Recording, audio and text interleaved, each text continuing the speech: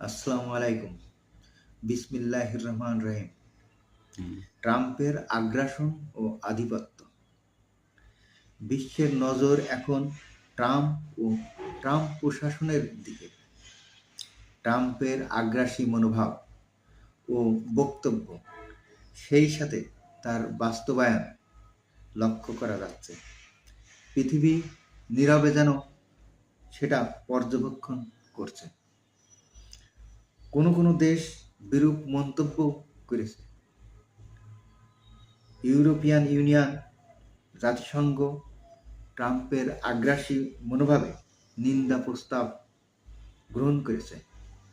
কিন্তু এটাই কি ট্রাম্পকে তার লক্ষ্য থেকে বিরত রাখতে সক্ষম হবে? সেটা কোনো দেশই মনে করে না। সাম্প্রতিক ভেনেজুয়েলার প্রেসিডেন্ট মাদুরোকে যেভাবে ডেল্টা বাহিনী উঠিয়ে নিয়ে এসেছে যুক্তরাষ্ট্রে, সেটা নজিরবিহীন ঘটনা। ট্রাম্পের আগ্রাসন নীতি, শক্তি প্রয়োগে শান্তি ও হোমিজিক্যালি একতরফা সিদ্ধান্ত, এবং সেটাই বাস্তবায়ন।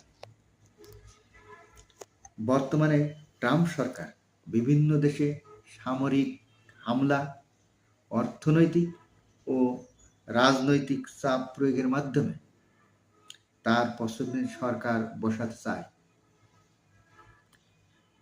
এটা আন্তর্জাতিক আইন ও সার্বভৌমত্ব লঙ্ঘনের নজিরবিহীন ঘটনা। মধ্যপ্রাচ্যের মুসলিম দেশগুলি এখন তার করায়ত্তে নিয়ে এসেছে।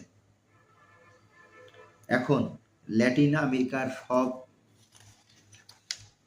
দেশগুলিকে একইভাবে নিজেদের মতো করে সাজাতে চায়, যেন সহজে তাদের সব সম্পদ করায়ত্তে আসে এবং সামরিক শক্তি প্রয়োগের মাধ্যমে আধিপত্য বিস্তার করা যায়।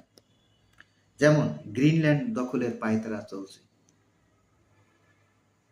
ও সেই সাথে বাম রাজনীতিকে পুরাপুরি ধ্বংস করতে চায় ও গণতন্ত্রের নামে নতজানু সরকার প্রতিষ্ঠা করতে চায়,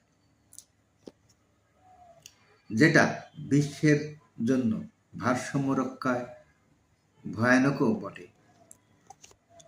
অশান্তির জন্য যদি নোবেল প্রাইজ থাকত, তবে ট্রাম্প ও